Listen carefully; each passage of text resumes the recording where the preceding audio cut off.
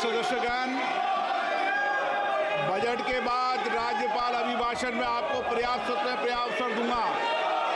मेरा आपसे निवेदन है, नहीं माननीय अखिलेश जी, आपने संसद की मर्यादा को आप बना के रखें। कभी बजट भाषण के अंदर इस तरीके का नहीं हुआ, ये उचित नहीं है, ये उचित नहीं है। अखिलेश जी प्लीज, मैं आपको मौका दूंगा राज्यपाल अभिभाषण पे, प्लीज। नो, ये तरीका ठीक नहीं है। No,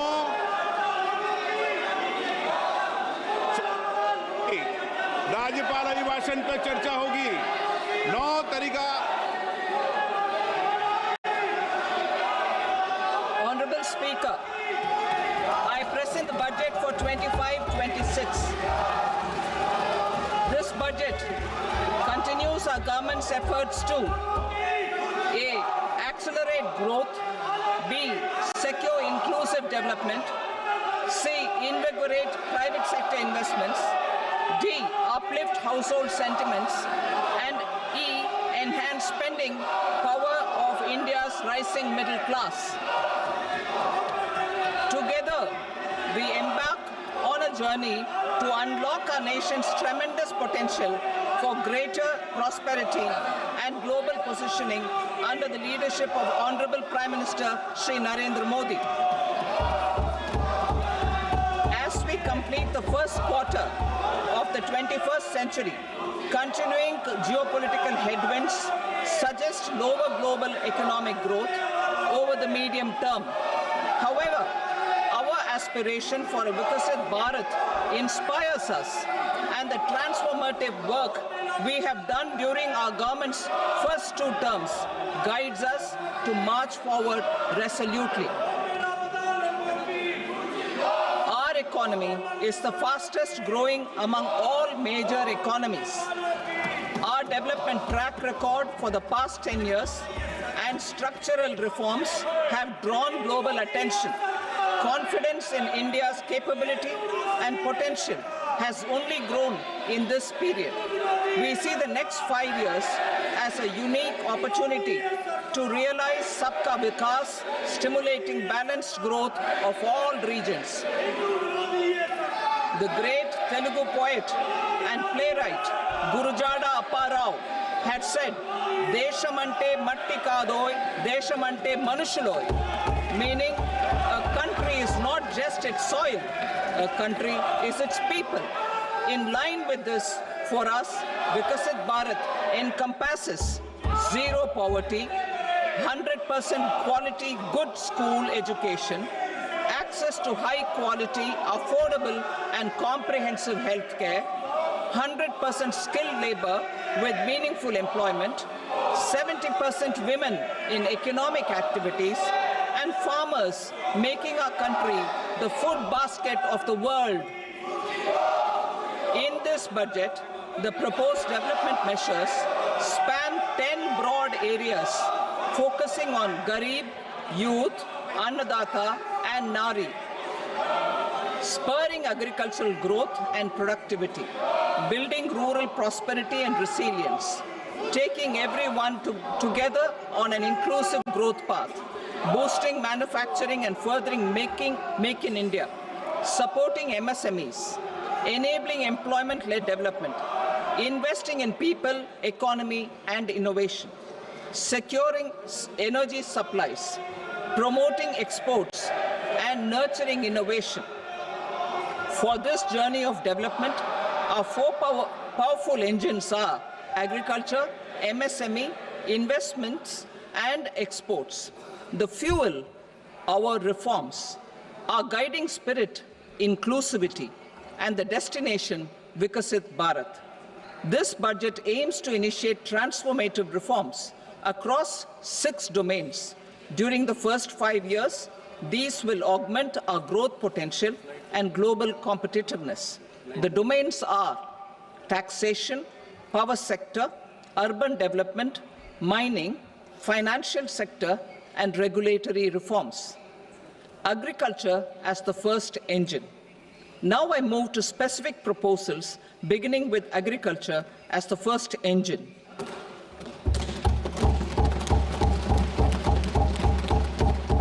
Prime Minister Dhan Dhanya Krishi Yojana, Developing Agri-Districts Program. Motivated by the success of the Aspirational District Program, our government will undertake a Prime Minister Dhan Dhanya Krishi Yojana in partnership with states. Through the convergence of existing schemes and specialized measures, the program will cover 100 districts with low productivity, moderate crop intensity, and below average credit parameters. It aims to 1. Enhance agricultural productivity, 2. Adopt crop diversification and sustainable agricultural practices, 3. Augment post-harvest storage at the panchayat and block level, 4. Improve irrigation facilities, and 5. Facilitate availability of long-term and short-term credit. This program is likely to help 1.7 crore farmers. Building rural prosperity and resilience. A comprehensive multi-sectoral rural prosperity and resilience program will be launched in partnership with the states. This will address underemployment in agriculture through skilling, investment, technology, and invigorating the rural economy. The goal is to generate ample opportunities in rural areas so that migration is an option but not a necessity. The program will focus on rural women, young farmers, rural youth, marginal and small farmers, and landless families. The details are in Annexure A. Domestic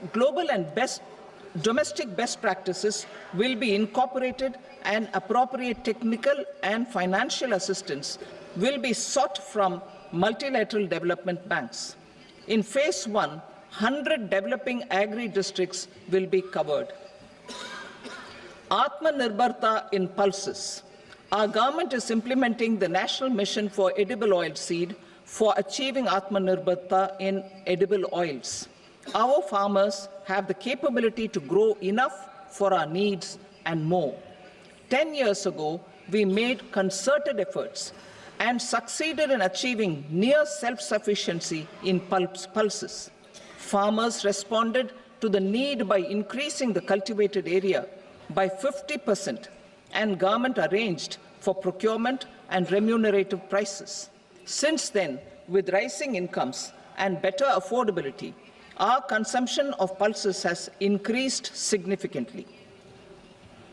Our government will now launch a 6-year mission for Atmanirbharta in pulses with a special focus on Tuar, Urad, and Masoor.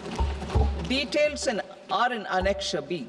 Central agencies such as NAFED and NCCF will be ready to procure these 3 pulses as much as offered during the next 4 years from farmers who register with these agencies and enter into agreements.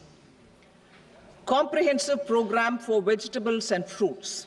It is encouraging that our people are increasingly becoming aware of their nutritional needs.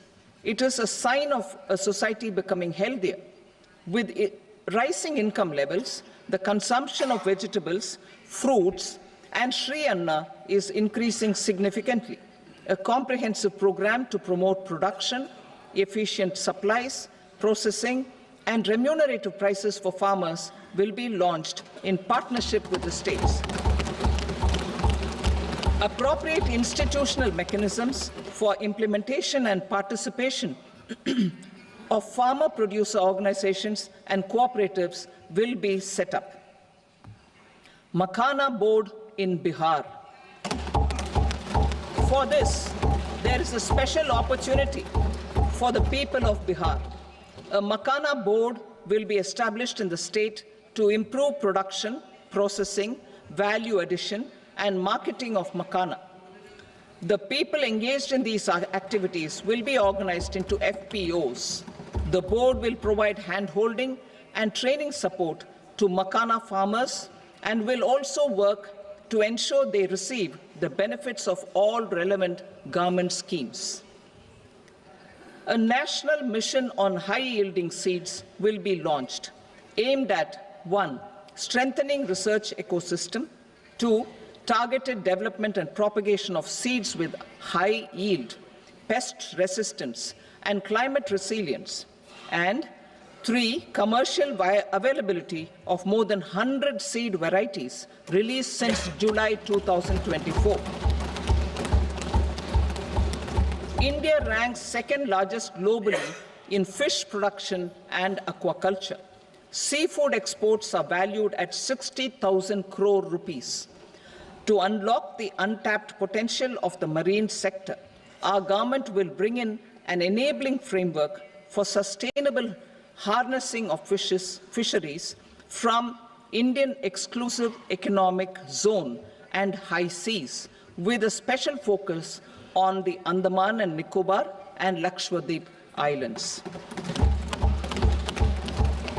For the benefit of lakhs of cotton growing farmers, I am pleased to announce a mission for cotton productivity.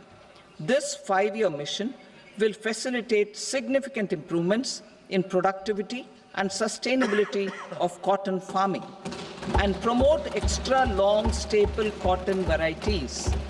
The best of science and technology support will be provided to farmers.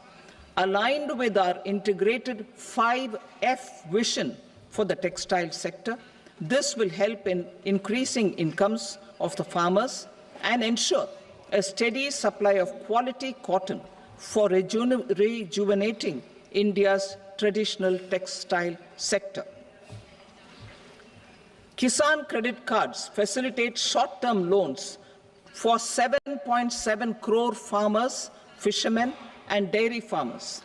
The loan limit under modified interest subvention scheme will be enhanced from 3 lakh rupees to 5 lakh rupees for loans taken through the KCC. For Atmanirbharta in urea production, our government had reopened 3 dormant urea plants in the eastern region.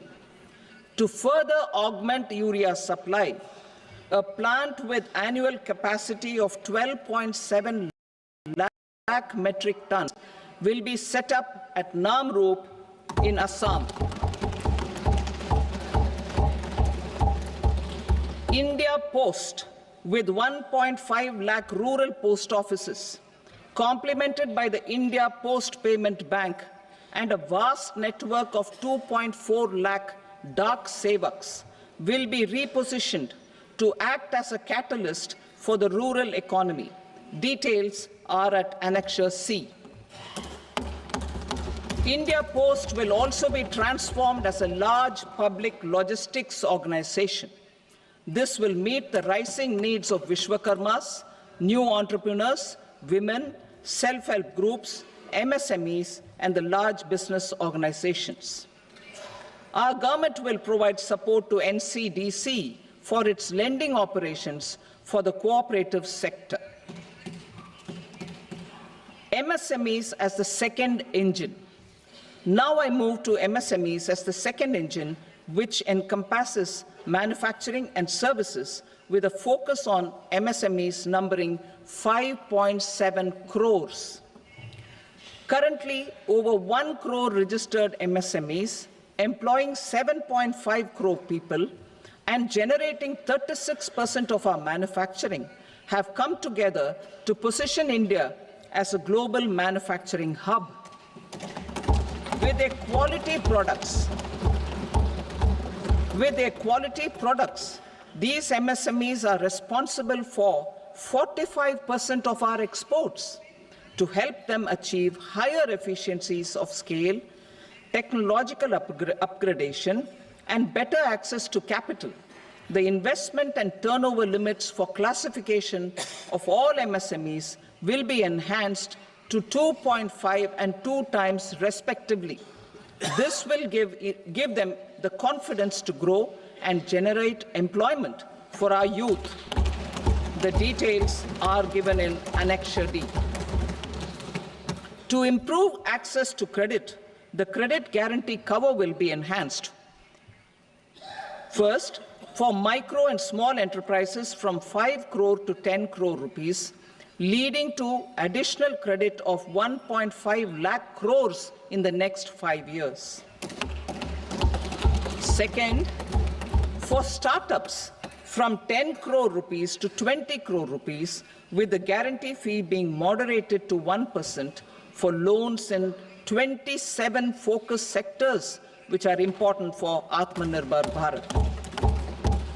And for well-run exporter MSMEs, for term loans up to 20 crore rupees.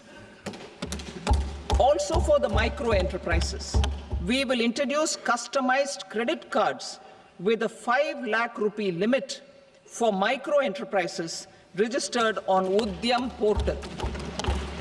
In the first year, 10 lakh such cards will be issued.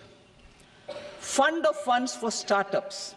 The alternate investment fund, AIFs, for startups have received commitments of more than 91,000 crores rupees.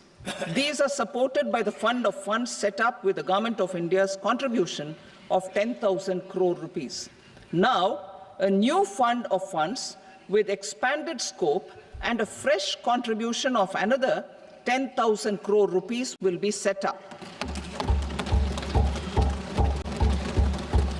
A new scheme will be launched for 5 lakh women, scheduled castes and scheduled tribes, first-time entrepreneurs. This will provide term loans up to 2 crore rupees during the next 5 years. The scheme will incorporate lessons from the successful Stand Up India scheme. Online capacity building for entrepreneurship and managerial skills will also be organized. Measures for labor-intensive sectors. To promote employment and entrepreneurship opportunities in labor-intensive sectors, our government will undertake specific policy and facilitation measures. To enhance the productivity, quality, and competitiveness of India's footwear and leather sector, a focus product scheme will be implemented.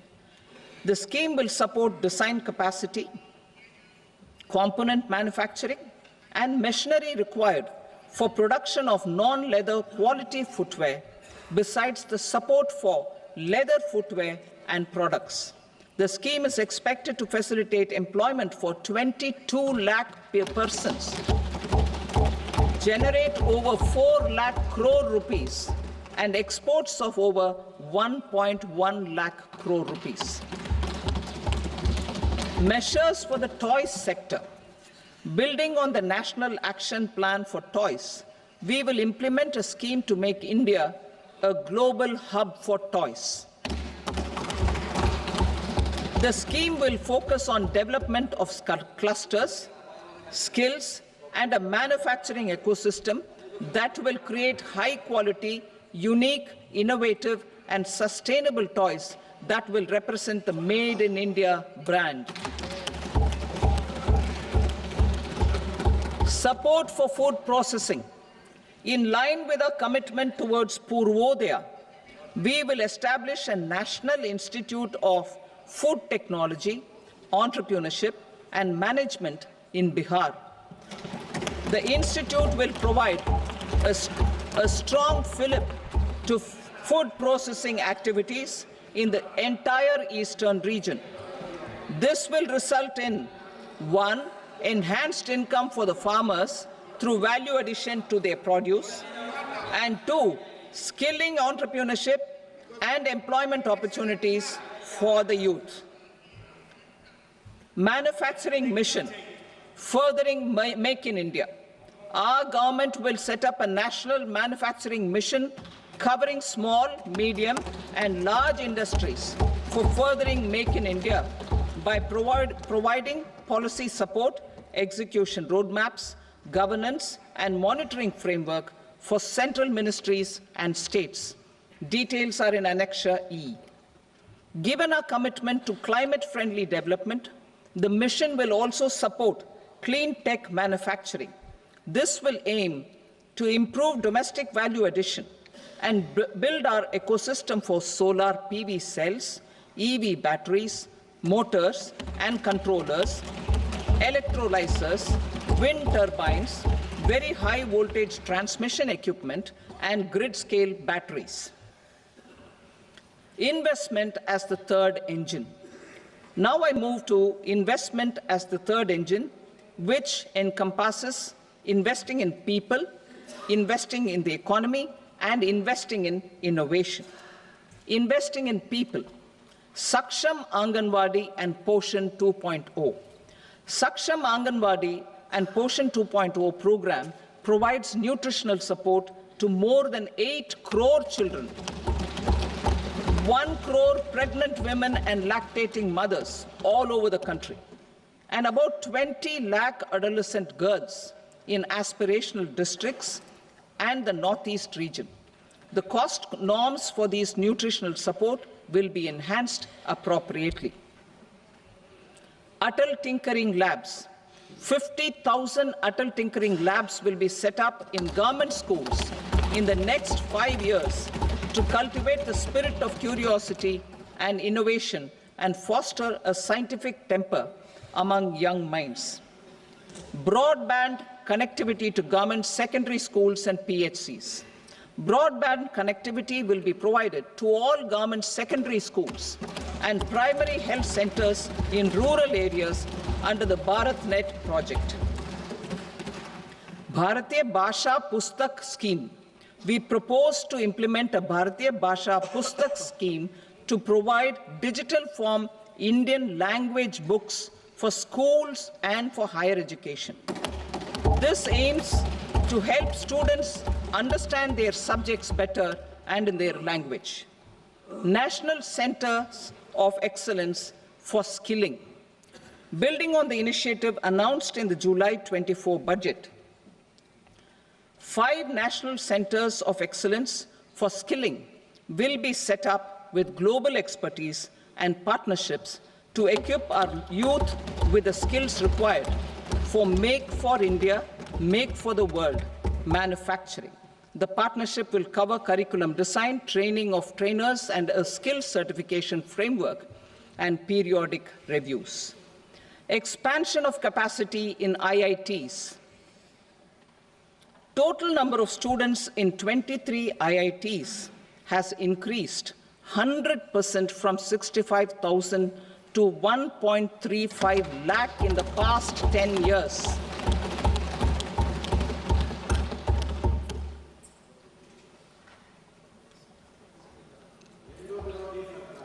Additional infrastructure will be created in the 5 IITs started after 2014 to facilitate education for 6,500 more students. Hostel and other infrastructure capacity at IIT Patna will also be expanded.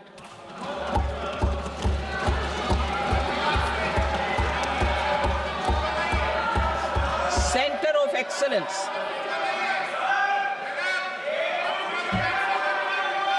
Center of Excellence in AI for Education. I had announced 3 centers of excellence in artificial intelligence for agriculture, health, and sustainable cities in 2023. Now a center of excellence in artificial intelligence for education will be set up with a total outlay of 500 crores. Expansion of medical education. Our government has added almost 1.1 lakh undergraduate and postgraduate medical education seats in 10 years, an increase of 130%. In the next year, 10,000 additional seats will be added in medical colleges and hospitals towards the goal of adding 75,000 seats in the next 5 years. Daycare cancer centers in all district hospitals. Our government will facilitate setting up of daycare cancer centers in all district hospitals in the next 3 years. 200 centers will be established in 25-26 itself. Strengthening urban livelihoods. Our government has been giving priority to assisting urban poor and vulnerable groups. A scheme for socio-economic upliftment of urban workers will be implemented to help them improve their incomes, have sustainable livelihoods, and a better quality of life. PM Swanidhi scheme has benefited more than 68 lakh street vendors, giving them respite from high-interest informal sector loans. Building on this success, the scheme will be revamped with enhanced loans from banks, UPI-linked credit cards with 30,000 rupees limit, and capacity building support. Social Security Scheme for welfare of online platform workers. Gig workers of online platforms provide great dynamism to the new age services economy. Recognizing their contribution, our government will arrange for their identity cards and registration on the e-Shram portal. They will be provided health care under PM Jan Arogya Yojana. This measure is likely to assist nearly 1 crore gig workers.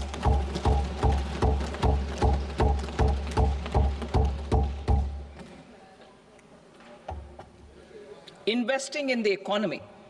Public-private partnership in infrastructure. Each infrastructure-related ministry will come up with a 3-year pipeline of projects that can be implemented in PPP mode. States will also be encouraged to do so and can seek support from the India Infrastructure Project Development Fund, which is a scheme to prepare PPP proposals. Support to states for infrastructure. An outlay of 1.5 lakh crore is proposed for the 50-year interest-free loans to states for capital expenditure and incentives for reforms. Building on the success of the first asset monetization plan announced in 2021, the second plan for 2025 to 30 will be launched to plow back capital of 10 lakh crore in new projects. Regulatory and fiscal measures will be fine-tuned to support the plan. Jal Jeevan Mission. Since 2019, 15 crore households, representing 80% of India's rural population, have been provided access to portable tap water connections. To achieve 100% coverage, I am pleased to announce the extension of this mission until 2028 with an enhanced total outlay. The mission's focus will be on the quality of infrastructure and O&M of rural piped water supply schemes through Jan Bhagidari. A separate MOU or separate MOUs will be signed with the states and union territories to ensure sustainability and citizen-centric water services delivery. Urban sector reforms. Building on the July budget proposals, urban sector reforms related to governance, municipal services, urban land and planning will be incentivized. Urban Challenge Fund.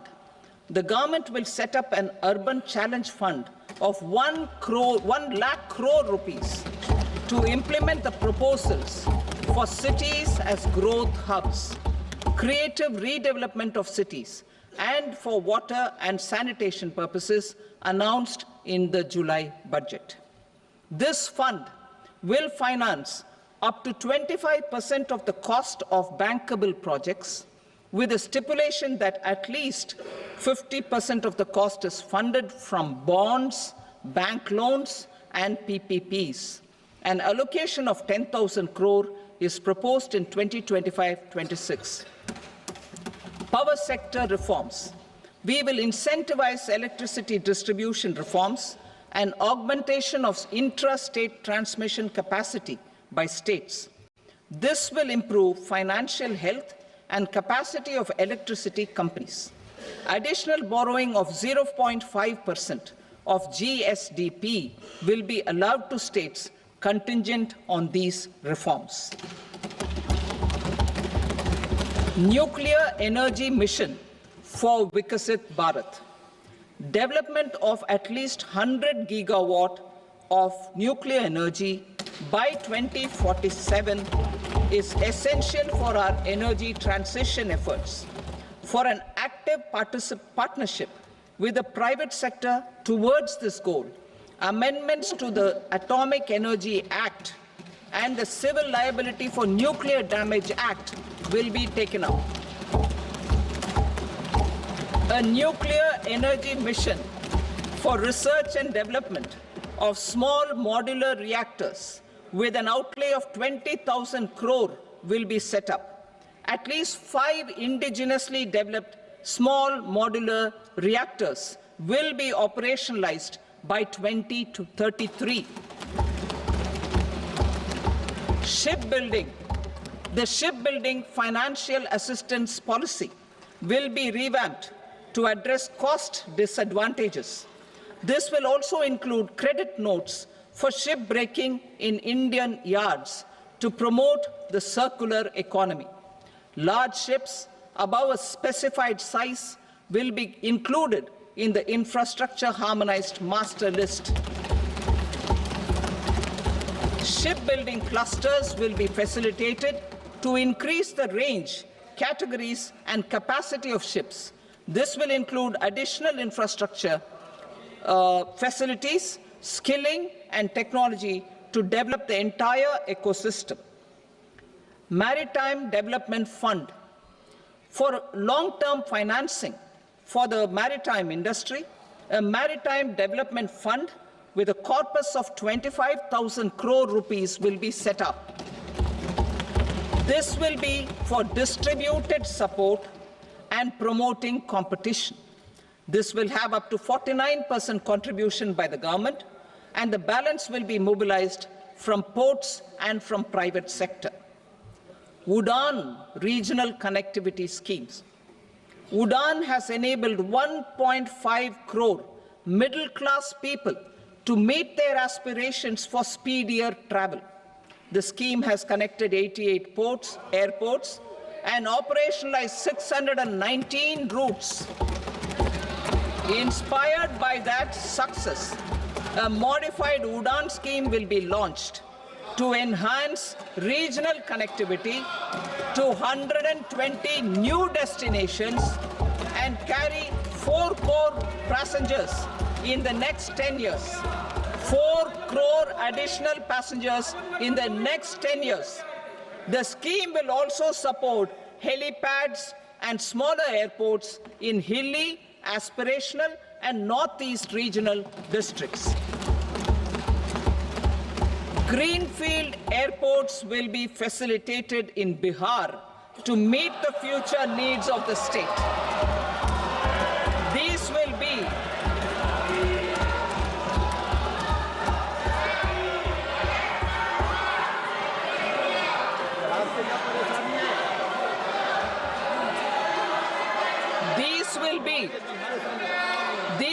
be in addition to the expansion of the capacity of Patna Airport and a brownfield airport in Beta.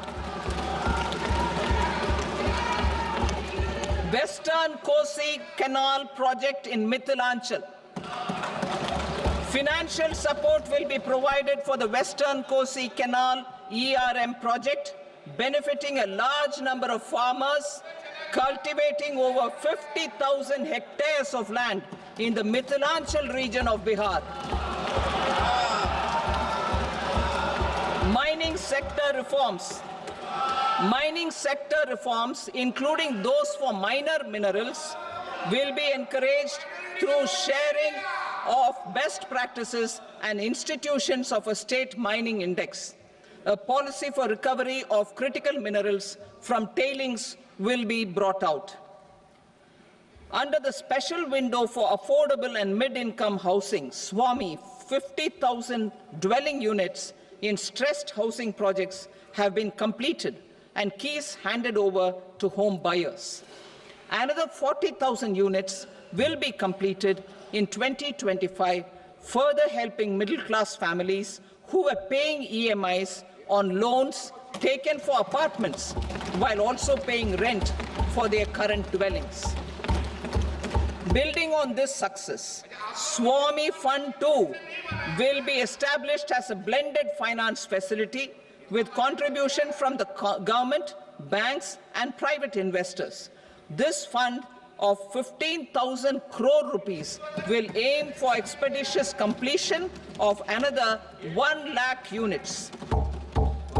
PM Gati Shakti data for private sector.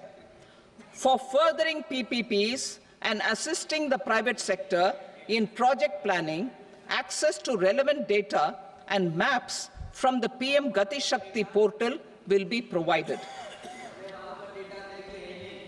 Tourism for employment-led growth. Top 50 tourist destination sites in the country will be developed in partnership with states through a challenge mode. Land for building key infrastructure will have to be provided by the states. Hotels in these destinations will be included in the infrastructure harmonized list. The following measures will be taken for facilitating employment-led growth: organizing intensive skill development programs for our youth, including in institutes of hospitality management, providing mudra loans for homestays, improving ease of travel and connectivity to tourist destinations, providing performance-linked incentives to states for effective destination management, including tourist amenities, cleanliness, and marketing efforts, and introducing streamlined e-visa facilities along with visa fee waivers for certain tourist groups. Continuing with the emphasis on places of spiritual and religious significance, in the July budget, there will be a special focus on destinations related to the life and times of Lord Buddha. Medical tourism and heal in India. Medical tourism and heal in India will be promoted in partnership with the private sector, along with capacity building and easier visa norms. Investing in innovation. To implement private sector-driven research, development, and innovation initiatives announced in the July budget, I am now allocating 20,000 crore rupees for this purpose. A deep tech fund of funds will also be explored to catalyze the next generation startups as a part of this initiative. In the next 5 years, under the PM Research Fellowship Scheme, we will provide 10,000 fellowships for technological research in IITs and IISc with enhanced financial support. The second gene bank with 10 lakh germplasm lines will be set up for future food and nutritional security. This will provide conservation support to both public and private sectors for genetic resources. We will start a national geospatial mission to develop foundational geospatial infrastructure and data. Using PM Gati Shakti, this mission will facilitate modernization of land records, urban planning, and design of infrastructure projects. A Gyan Bharatam mission for survey, documentation, and conservation of our manuscript heritage with academic institutions, museums, libraries, and private collectors will be undertaken to cover more than 1 crore manuscripts. We will set up a national digital repository of Indian knowledge systems for knowledge sharing. Now I move to exports as the fourth engine. We will set up an export promotion mission with sectoral and ministerial targets driven jointly by the Ministries of Commerce, MSME, and Finance.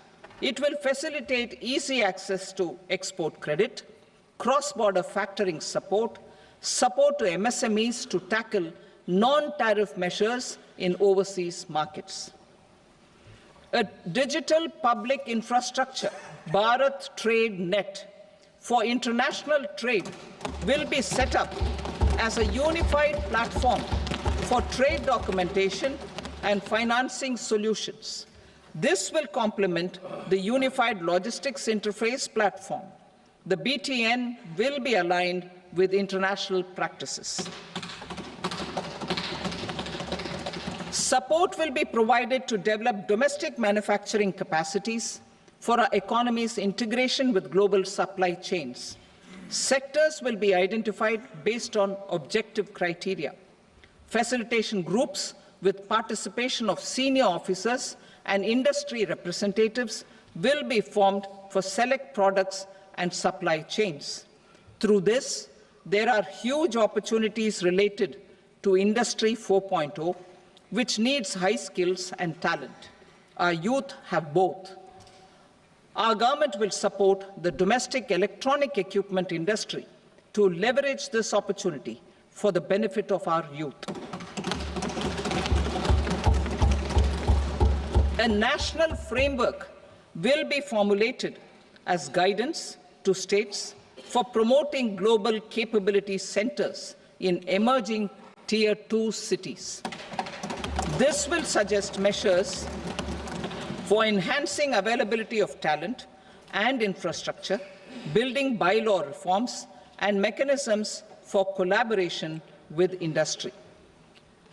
Our government will facilitate upgradation of infrastructure and warehousing for air cargo, including high-value perishable horticultural produce. Cargo screening and customs protocol will be streamlined and made user-friendly. Reforms as the fuel. Over the past 10 years, our government has implemented several reforms for convenience of taxpayers, such as faceless assessment, 2, taxpayer charter, 3, faster returns, 4, almost 99% returns being on self-assessment, and 5, Vivad Se Vishwas scheme.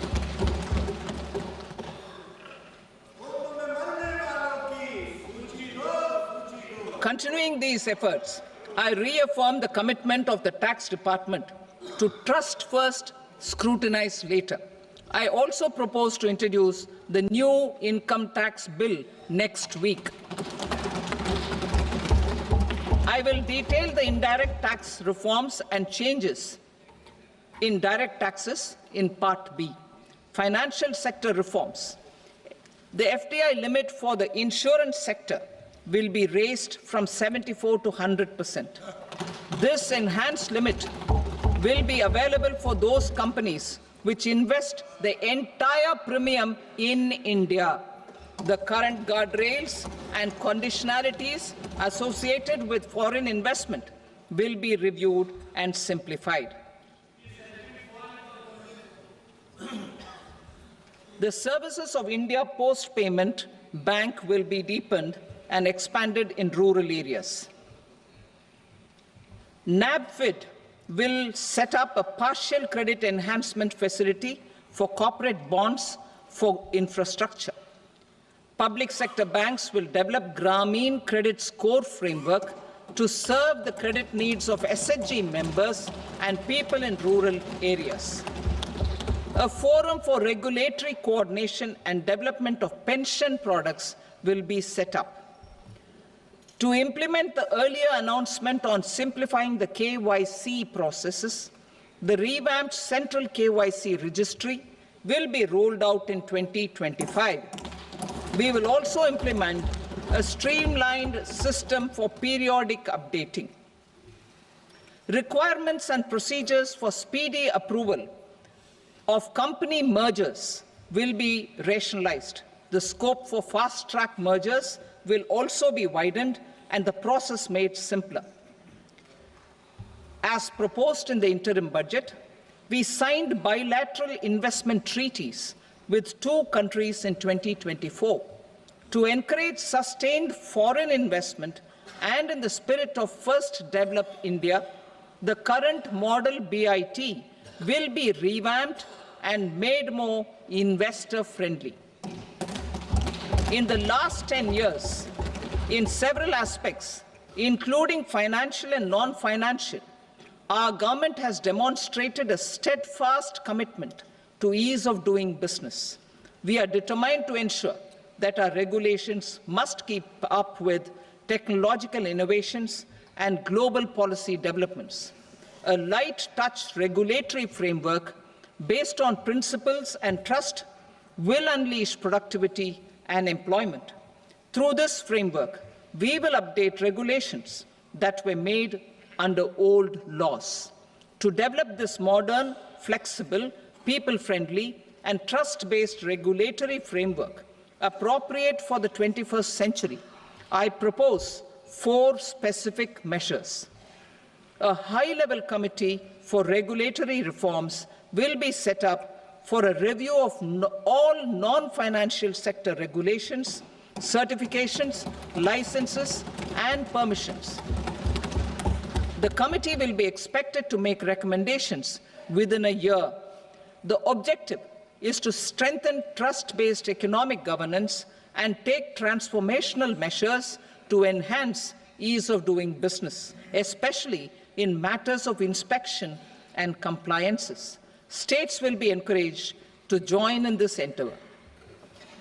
An investment friendliness index of states will be launched in 2025 to further the spirit of competitive, cooperative federalism.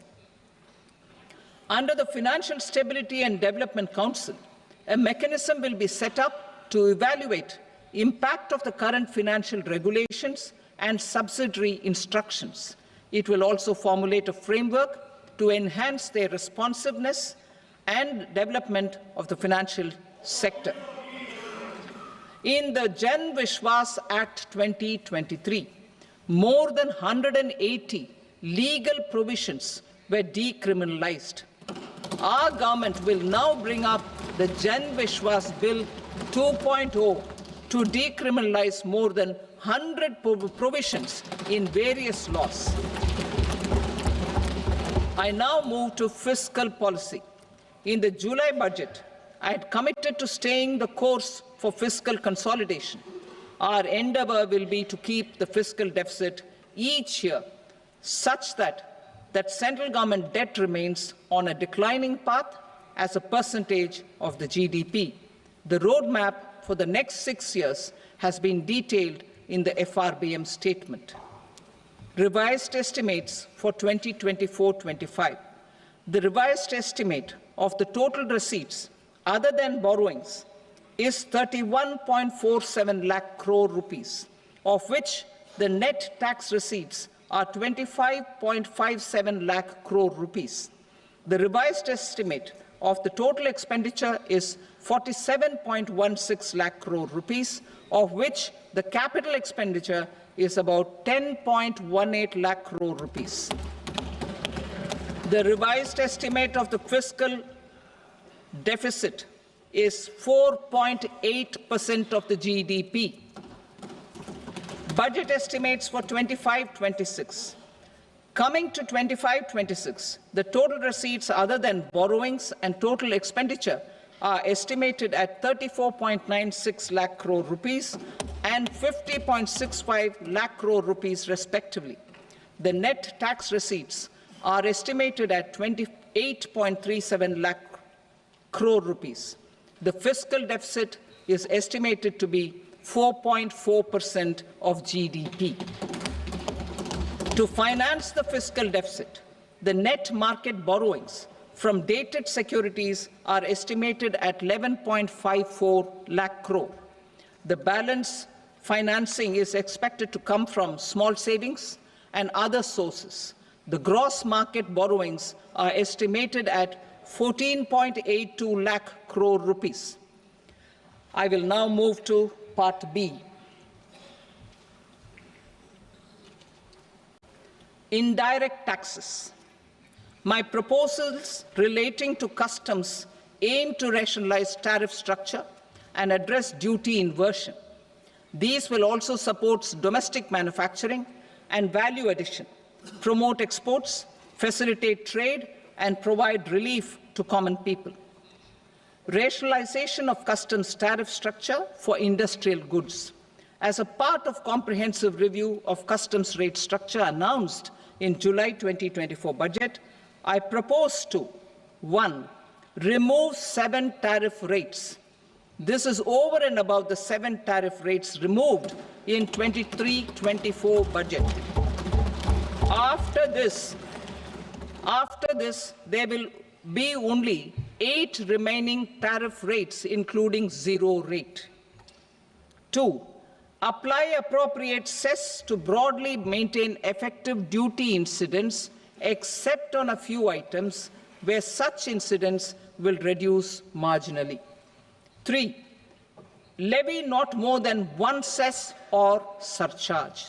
Therefore, I propose to exempt social welfare surcharge on 82 tariff lines that are subject to a cess. I shall now take up sector-specific proposals. To provide relief to patients, particularly those suffering from cancer, rare diseases, and other severe chronic diseases, I propose to add 36 life-saving drugs and medicines to the list of medicines fully exempted from basic custom duty.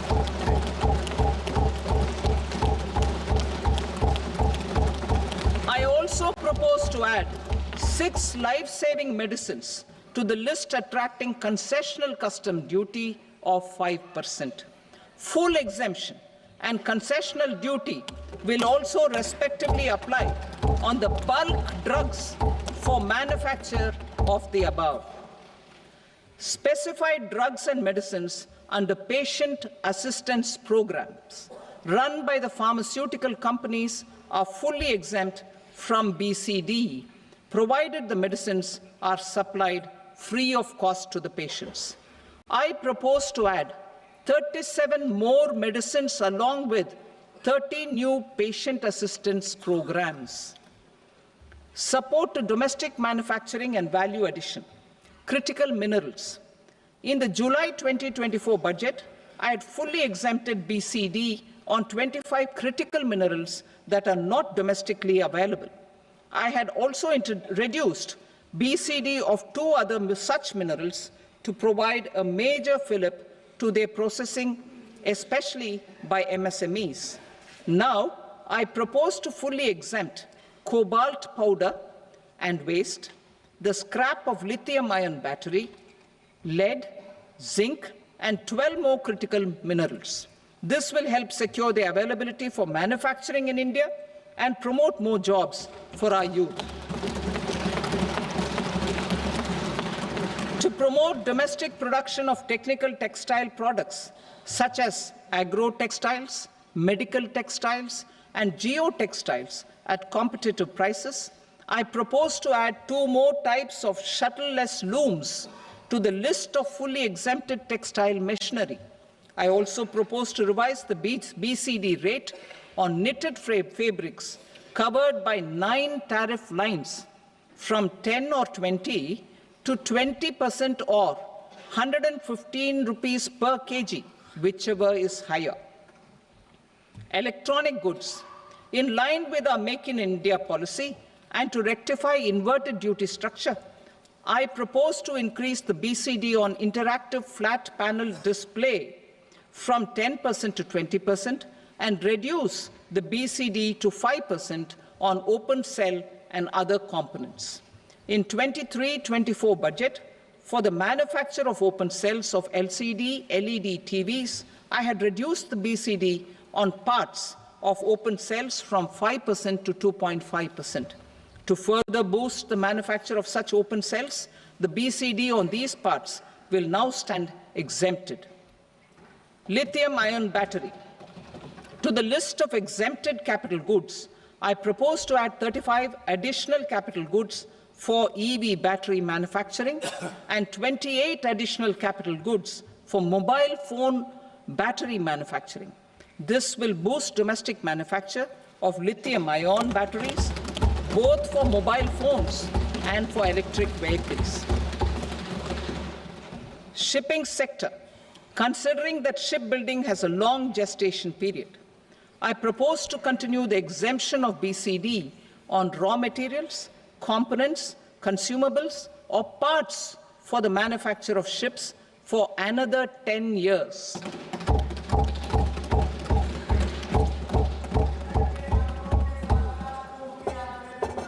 I also propose the same dispensation for shipbreaking to make it more competitive. Telecommunication. To prevent classification disputes, I propose to reduce the BCD from 20% to 10% on carrier-grade Ethernet switches to make it at par with non-carrier-grade Ethernet switches. Export promotion. To facilitate exports of handicrafts, I propose to extend the time period for export from 6 months to 1 year, further extendable by another 3 months if required. I also propose to add 9 items to the list of duty-free inputs. Leather sector. I propose to fully exempt BCD on wet blue leather to facilitate imports for domestic value addition and employment. I also propose to exempt crust leather from 20% export duty to facilitate exports by small tanners. Marine products. To enhance India's competitiveness in the global seafood market, I propose to reduce BCD from 30% to 5% on frozen fish paste, surimi, for manufacture and export of its analog products. I also propose to reduce BCD from 15% to 5% on fish hydrolysates for manufacture of fish and shrimp feed. In July 2024 budget, to promote development of domestic MROs for aircraft and ships, I had extended the time limit for export of foreign origin goods that were imported for repairs from 6 months to 1 year and further extendable by 1 year. I now propose to extend the same dispensation for railway goods. Time limit for provisional assessment. Presently, the Customs Act 1962 does not provide any time limit to finalize provisional assessments, leading to uncertainty and cost to trade.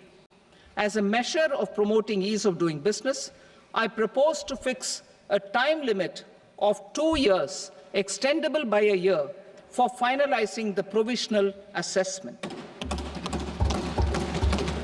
I propose to introduce a new provision that will enable importers or exporters, after clearance of goods, to voluntarily declare material facts and pay duty with interest but without penalty. This will incentivize voluntary compliance. However, this will not apply in cases where department has already initiated audit or investigation proceedings. For industry to better plan their imports, I propose to extend the time limit for the end use of imported inputs in the relevant rules from 6 months to 1 year. This will provide operational flexibility in view of cost and uncertainty of supply. Further, such importers will now have to file only quarterly statements instead of a monthly statement.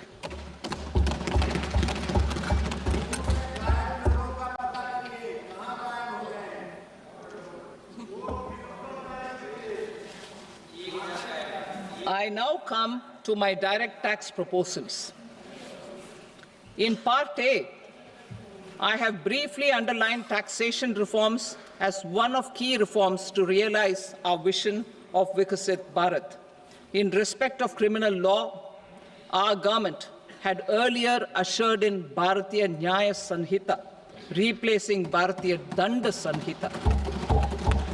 I am happy to inform this august House and the country that for new income tax bill will carry forward the same spirit of Nyaya in its drafting as well.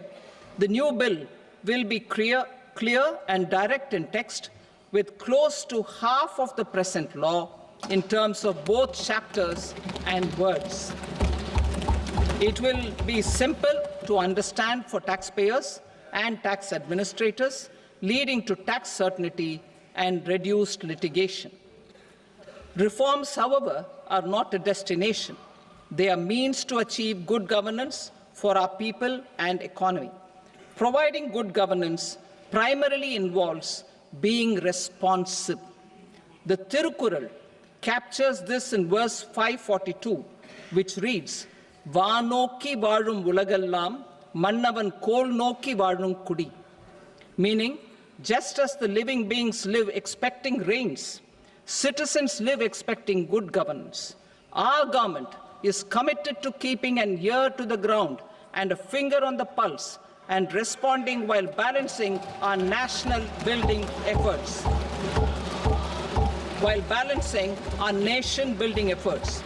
The following measures will detail just how our government will, under the guidance of PM Modi, has taken steps to understand and address. I repeat that sentence, sir. The following measures will detail just how our government, under the guidance of PM Modi, has taken steps to understand and address the needs voiced by our citizens. My tax proposals are guided by this spirit. The objectives of my proposals are as follows. Personal income tax reforms with special focus on middle class. Rationalization of TDS and TCS for easing difficulties. Encouraging voluntary compliance. Reducing compliance burden. Ease of doing business. Employment and investment. I will come to my proposal on personal income tax towards the end. TDS and TCS, rationalization for easing difficulties. I propose to rationalize tax deduction at source, TDS, by reducing the number of rates and thresholds above which TDS is deducted. Further, threshold amounts for tax deduction will be increased for better clarity and uniformity. The limit for tax deduction on interest for senior citizens is being doubled from the present 50,000 rupees to 1 lakh rupees. Similarly, the annual limit of 2.40 lakh rupees for TDS on rent is being increased to 6 lakh rupees. This will reduce the number of transactions liable to TDS, thus benefiting small taxpayers receiving small payments. The threshold to collect tax at source, the TCS, on remittances under RBI's liberalized remittance scheme, the LRS, is proposed to be increased from 7 lakh to 10 lakhs. I also propose to remove TCS on remittances for education purposes, where such remittances is out of a loan taken from a specified financial institution. Both TDS and TCS are being applied on any transaction related to sale of goods.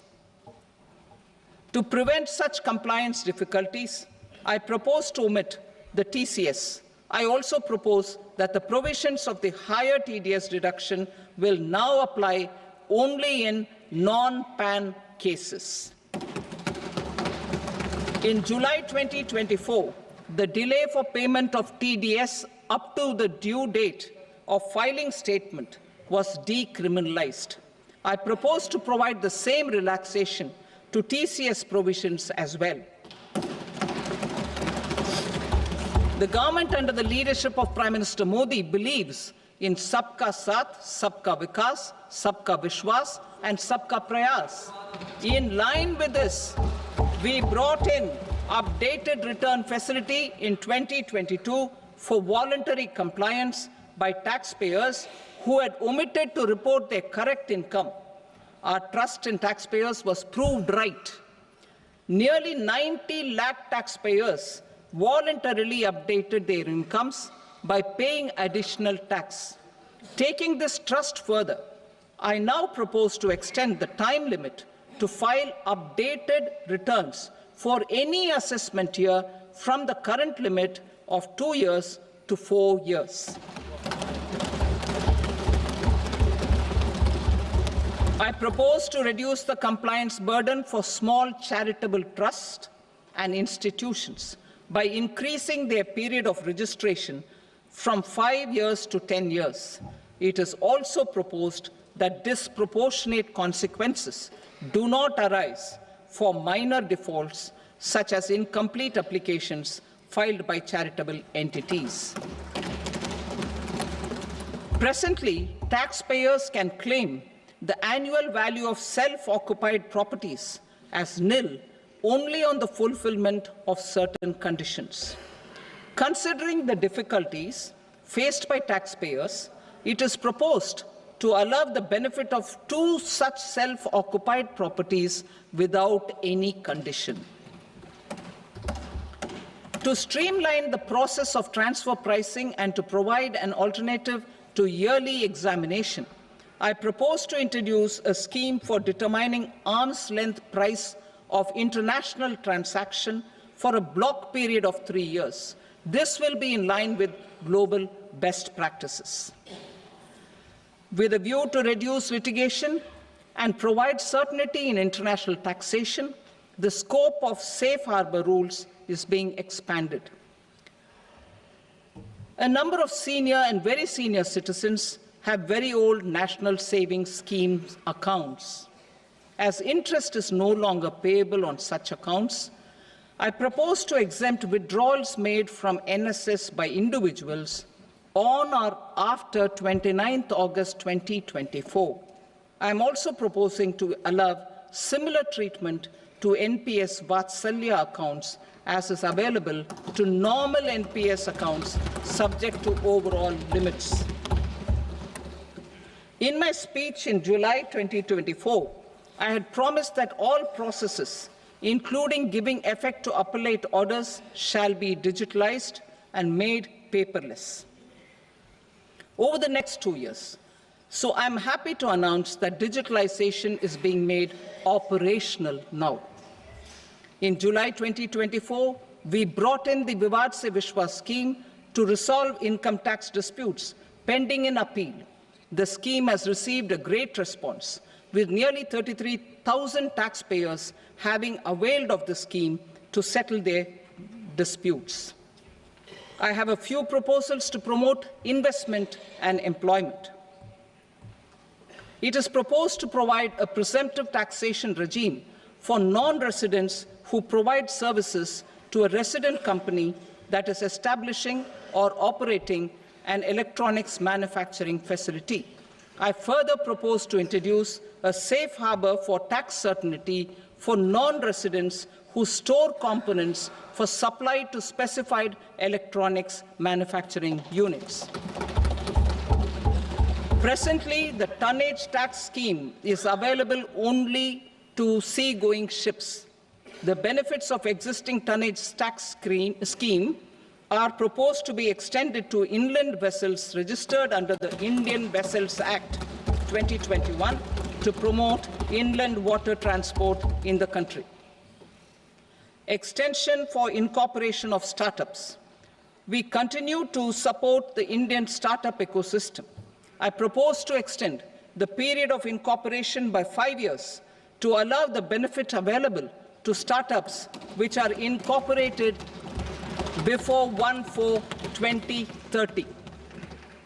In order to attract and promote additional activities in the IFSC, I am inter alia proposing specific benefits to ship leasing units, insurance offices, and treasury centers of global companies which are set up in IFSC. Further, to claim benefits, the cut-off date for commencement in IFSC has also been extended by 5 years to 31/3/2030.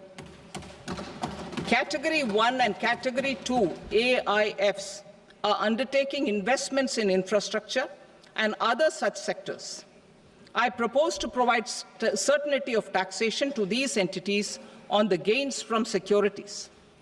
to promote funding from sovereign wealth funds and pension funds to the infrastructure sector, I propose to extend the date of making an investment by 5 more years up to 31st March 2030.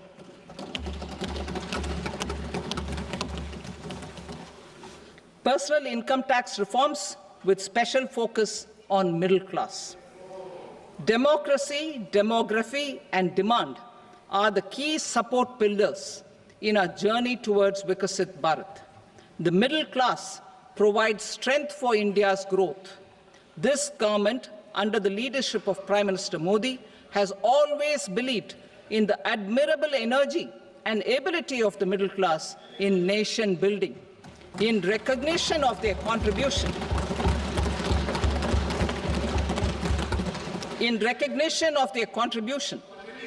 we have periodically reduced their tax burden. Right after 2014, the nil tax slab was raised to 2.5 lakhs of rupees, which was further raised to 5 lakh rupees in 2019 and to 7 lakh rupees in 2023.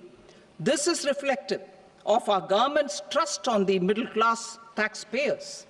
I am now happy to announce that there will be no income tax payable up to income of 12 lakh rupees.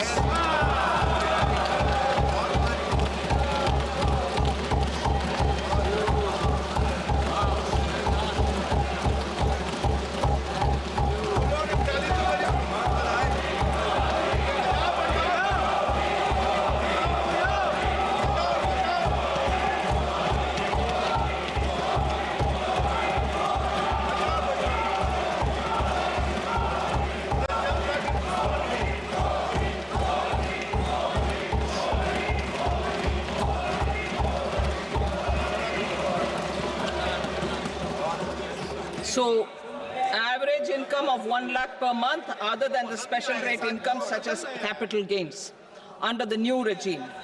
This limit will be 12.75 lakh for salaried taxpayers due to the standard deduction of 75,000. Slabs and rates are being changed across the board to benefit all taxpayers. The new structure will substantially reduce the taxes of the middle class and leave more money in their hands, boosting household consumption, savings, and investment.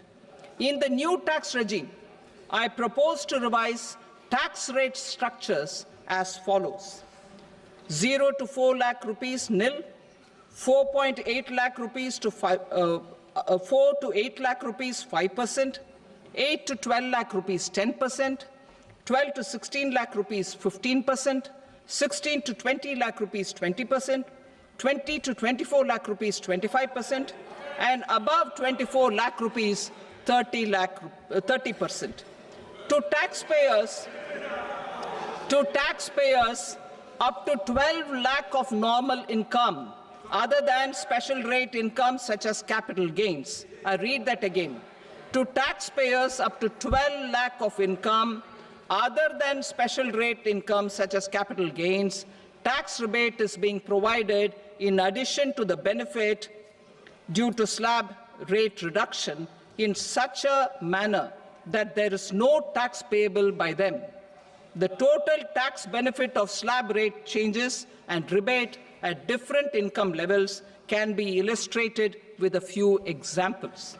A taxpayer in the new regime with an income of 12 lakh rupees will get a benefit of 80,000 rupees in tax, which is 100% of tax payable as per the existing rates. A person having income of 18 lakh rupees will get a benefit of 70,000 rupees in tax, that is 30% of tax payable as per existing rates. A person with an income of 25 lakh gets a benefit of 1,10,000 rupees, that is 25% of his tax payable as per existing rates. Details of my tax proposals are given in the annexure. As a result of these proposals, Honorable Speaker, sir, revenue of about 1 lakh crore in direct taxes and 2,600 crores in indirect taxes will be foregone. Mr. Speaker, sir, with this, I commend the budget to this august House.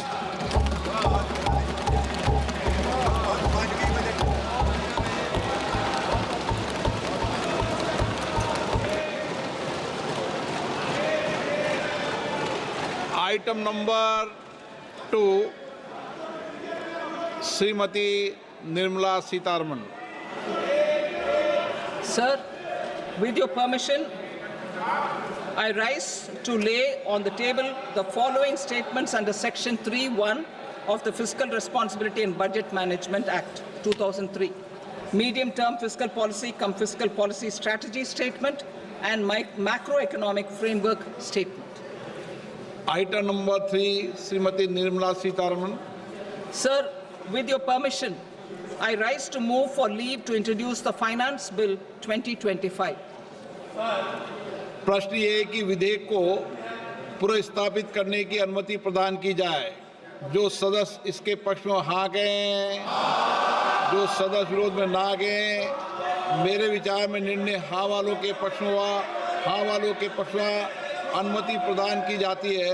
माननीय मंत्री जी, अब विधेयक को पुनर्स्थापित करें. Sir, I introduce the bill. Thank you.